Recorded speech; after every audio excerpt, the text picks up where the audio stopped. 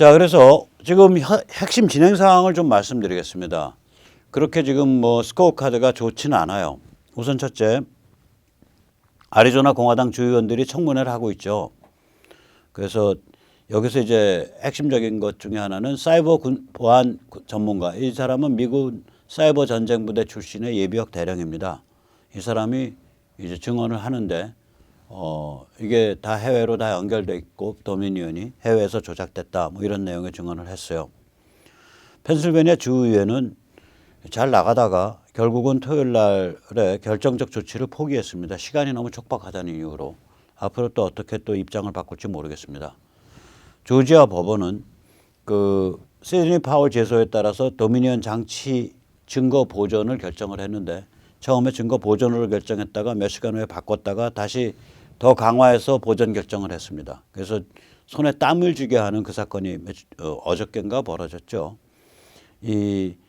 그러면서 법원이 뭐라고 결정을 했냐면 원고 측, 즉 다시 말하면 시드니 파월 측이 도미니언 장치를 검증하도록 이 주 그 선거관리 그 위원회 사람들이 그 허락하고 협조해라 이런 명령을 했습니다. 굉장히 큰 사건입니다. 미시간에서는 그 지금 시드니 파월 제소가 앞으로 어떻게 진행될지 추이를 좀 지켜봐야 됩니다. 위스콘신에서는 재검표 결과 트럼프가 그걸 뒤집는데 그 화끈한 그런 걸 못 만들어냈죠. 오히려 뭐 바이든이 한 80표쯤 더 늘었죠. 그게 지금 소강 상태입니다.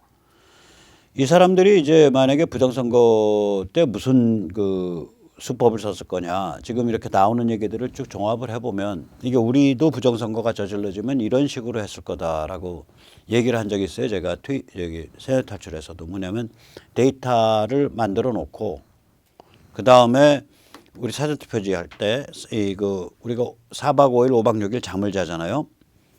그 잠을 자는 동안에 그 만들어 놓은 데이터에 맞춰 가지고 표가 투입되는 그런 방식이 제일 한다면 제가 선거범죄 사범이라면 그렇게 합니다. 그렇게 했다는 주장은 아니에요. 했다가 해도 또 잡혀가요. 그래서 그런 식으로 그다음에 투표 안 한 사람이 서버에는 저기 그 중앙선관위 서버에는 투표하는 사람이 투표한 걸로 돼 있고 그럼 중앙선관위 서버 현물 이게 다 앞뒤가 맞는 거예요. 한다면 그렇게 깔끔하게 해야 돼요. 부정선거를 하려면. 얘들이 그런 수법을 썼다고 지금 얘기가 되는 거예요. 결국은 뭐냐면은 전자투표기로 데이터를 조작을 하고 사후에 우편투표지를 부어넣는 방식. 사전에 부어놨다가 이렇게 왔다 갔다 하면서 이게 이렇게 누가 보고 결정할까 봐 막 사후에 슬금슬금 부어넣는 그 막 개표하는 그 와중에 그런 방식을 썼을 거다. 이게 지금 추정인데 이게 왜 근데 뽀로가 났냐? 이게 이제 그 밀워키, 그러니까 위스콘신, 그 다음에 미시간의 디트로이트, 펜실베니아의 필라델피아, 그 다음에 저쪽에 그 조지아의 아틀란타, 그러니까 풀턴 카운티 이런 데들이 다 똑같은 현상인데 네 군데가 이 네 군데 빼고는 미시간, 위스콘신, 펜실베니아, 조지아도 다 트럼프 쪽으로 표가 이동했어요. 근데 네 군데에서 워낙에 많게 그 바이든이 나와가지고 이게 뒤집어진 걸로 보이는 거예요, 이게. 그런데 이 네 군데인데 이 네 군데에서 네 군데인데 이게 다 새벽에 뭐 새벽 2시, 3시부터 이렇게 개표 중단되고 갑자기 뭐 10몇만 표 뭐 이런 식으로 해서 튀어 올라가 버렸잖아요. 수직으로. 네 군데 다 그래요. 현상이. 얘들이 알고리즘을 짜서 트럼프 표 하나 들어오면 바이든 표 평균 1.5개 정도 1.2개 정도 올라가도록 알고리즘을 짰다 그래요. 그러니까 트럼프 표 한 5개 들어오면 바이든 표 6개, 트럼프 표 5개 들어오면 바이든 표 6개 이렇게 해서 알고리즘 짜서 가려고 했는데 그래가지고 몇 가지 변수를 걸었는데 문제는 뭐냐면 트럼프 표가 막 생각보다 훨씬 더 많은 표가 밀려드니까 알고리즘 가지고 했다가는 큰일 나겠거든. 그 알고리즘 중단시키고 다시 바꿨다는 거 아니에요. 데이터 조작 방식을. 그게 이제 시드니 파월이 주장하는 거거든요. 그래 놓고 현물은 나중에 더 부어놓고. 자, 이런 일입니다. 그래서 이거를 이제 사실은 많이 밝혀졌죠. 근데 이 밝혀진 거를 가지고 이 공화당의 주의회 의원들이 뛸 거냐. 근데 이 사람들이 뭐 다 배불러 터진 사람들이라 지역 유지고 이 총대 메고서 이 짓을 못 저지를 거라고 어느 정도까지 가다가 지금 필라델피아 지금 공화당 의원들 한 얘기가 그거거든요. 문제 많은 거 알겠다. 그리고 이 문제 다 해결해야 되는 것도 알겠다. 근데 시간 자체가 너무 없다. 그래서 더 이상의 조치는 못 취하겠다. 뭐 이런 식의 얘기거든요. 지금 얘기가. 그러니까 이거를 그러니까 법원 혹은 그 주 정치인들 그러니까 현장에 주 단위에서 뛰고 있는 주의 의원들이 용감하게 총대를 메고서 마구 밀어붙이는 그러한 상태를 만들어낼 수 있냐. 그걸 만들어내야 그러니까 부정이 있었다 없었다를 떠나서 현실 정치에 있어서 그걸 만들어내야 이 코스 중에 앞에 위에 두 개의 코스, 즉 37개를 뒤집어서 확보하든지 혹은 37개를 아무렇게나 즉 뒤집거나 무효화해서 그 바이든으로 하여금 270을 못 넘도록 하든지 이렇게 돼야 되는 거거든요. 11월 그것도 불과 이제 앞으로 일주일 사이에. 그래서 이게 굉장히 만만치 않은 싸움입니다. 이 소리예요. 부정선거는 있는지 알겠는데 이런 결과까지 만들어낼 수 있냐 이거지. 일주일 사이에. 그러면은 비교적 스무드하게 가는 거예요. 근데 그러지 뭐 그걸 일주일 사이에 못 만든다. 그러면 시간은 많아요. 만약에 프랑크푸르트 서버가 확보돼 있고 거기에 빼박 증거가 있다면 그러면은 뭐 내내 묵혀놨다가 12월 31일 날 터뜨려도 되고 1월 2일 날 터뜨려도 됩니다. 다 준비 끝내놓고 다 바이든 네가 다 이겼다고 쳐 그래. 마지막에 가서 확 뒤집을 수가 있어요. 이게 너무 큰 사건이라.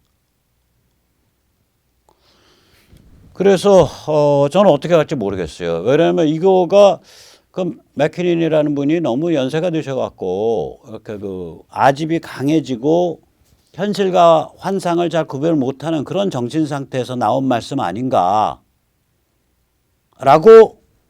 보수적으로 보면 그렇게도 생각할 수 있는데 굉장히 그전엔 훌륭한 분이에요. 굉장히 훌륭한 분이에요. 근데 그런 말을 하는 그 전화 인터뷰 세션에 그 말을 참여해서 저쪽에서 플린이 듣고 있었어. 그리고 그 말을 그 NSA의 영웅 위브가 듣고 있었어. 그럼 플린과 위브가 이 맥키니니 주장에 대해서 암묵적으로 동의해 준 거거든요. 그래서 이거를 이거 소설보다도 소설 같고 미드보다 더 미드스러운 얘기인데 이거 못 믿겠는데 이렇게 함부로 내다 버리지도 못하는 거예요. 함부로 내다 버리지를 못한다고 이게. 그리고 더 중요한 거는 시드니 파월이 미시간에서 그 제소장에 포함시킨 첨부 서류 중에 현역 육군 305 정보부대원의 그 보고서 그게 한 20, 30페이지짜리 보고서일 겁니다. 그 도미니언과 연결된 서버 까봤더니 서버 까보니까 이 안에 별거 다 들어있더라. 그리고 서버랑 이렇게 연결돼 있다. 그리고 여기 서버 까보니까 얘들이 중국과 왔다 갔다 했고 그 사람은 그 정보 보고서에는 중국과 무슨 패킷이 왔다 갔다 했는가까지는 얘기를 안 했어요. 연결해서 활발한 통신했다. 러시아와 연결해서 활발한 통신했다. 이란과 연결해서 활발한 통신했다. 거기까지 들어있는 거예요. 자, 그래서 손에 땀을 쥡니다. 그래서 뭐 정말 마지막 순간까지 그러니까 바이든이 대통령 선서하고 취임할 때까지 이거는 조마조마한 마음으로 우리가 지켜보는 수밖에 없습니다. 어느 길로 갈지. 물론 이 앞에 두 가지 코스가 먼저 오면 참 다행이에요. 그러니까 37개를 뒤집거나 무효화시키는 그런 코스가 확정된다. 12월 8일 앞으로 일주일 사이에. 그럼 뭐 무지하게 좋은 거죠. 자, 그래서 이제 우리는 뭘 준비해야 되냐. 어느 길로 가든지 우리 일은 우리 일대로 가야죠. 지금 이제 제가 거듭 말씀드리지만 문재인 정부는 이 코로나 독재를 하루라도 더 연장시킬 거를 원할 겁니다. 그것 때문에 그 문재인 정부는 모데나나 파이자 같은 회사랑 직접적으로 그 내고를 하지 않고 중국이 사실상 주도하고 있는 WTO가 만든 국제기구 코백스라는 백신을 후진국에 보급하기 위한 국제기구 앞에 가서 줄 서서 지금 놀고 있어요. 우리가 후진국입니까? 우리가 가난한 나라예요. 그냥 사오면 되는데 입도선매에서 그 짓을 안 한 거예요. 제가 너희 왜 입도선매 안 하냐고 계속 그 세뇌 탈출해서 그동안 코로나19 다룰 때마다 언급을 해왔잖아요. 성금 주고 입도선매를 안 하고 있는 거예요. 이 속셈이 뭐냐면 코로나 독재를 하루라도 더 끌겠다는 거예요. 그리고 가능하면 중국 백신도 좀 도입하다 맞고 그래야 중국에 대한 충성도 증명되니까. 근데 국민들 반발이 워낙 심해서 아마 중국 백신 도입은 못할 가능성이 크고요. 중국 백신을 도입 못하더라도 모더나 파이저 안 맞추고 끌겠다는 거야. 끌면 유리하니까. 국민들 저항이 없어지고 국민들을 길들일 수 있으니까. 개돼지 순한 양으로. 그래서 우리는 이제 미국 유럽의 그 첨단 백신을 당장 도입해라. 그 주장을 하는 거고요. 또 국민에게 백신 접종 선택권을 부여해라. 이 미국 유럽의 첨단 백신이 이제 그 면역 형성률이 95%고요. 그 다음에 더 중요한 거는 100%가 됩니다. 뭐가 100% 되냐? 이 백신 맞으면요. 면역이 형성 안 됐더라도 병을 심각하게 안 앓아요. 그냥 얕은 감기 비슷하게 해서 지나가 버려요.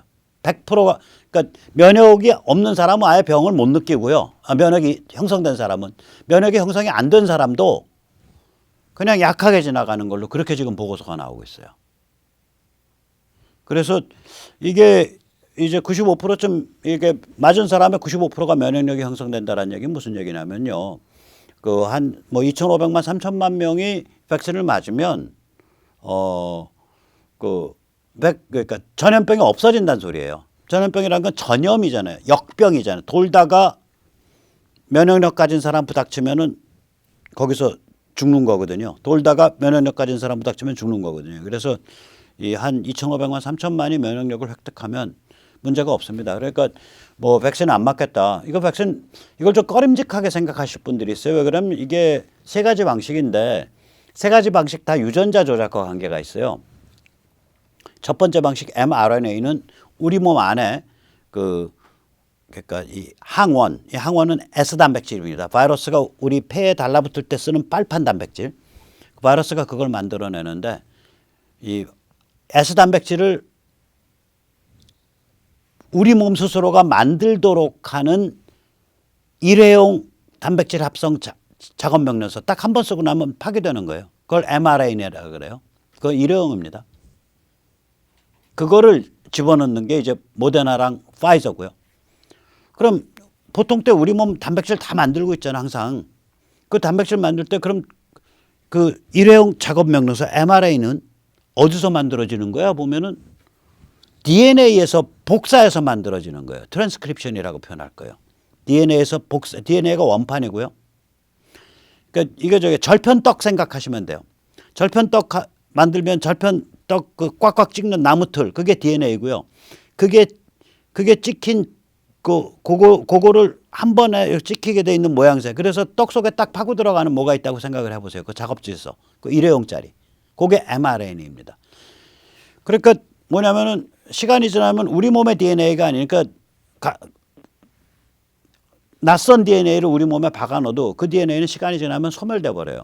즉 mRNA를 합성하도록 하는 정보를 담은 원판 DNA 쪼가리를 우리 몸속에 바이러스 몸에 심각한 해를 끼치지 않는 바이러스에게 통해서 전달해 버리는 거예요. 그래서 이걸 DNA 트로이 목마 방식이라 그럽니다. 저는.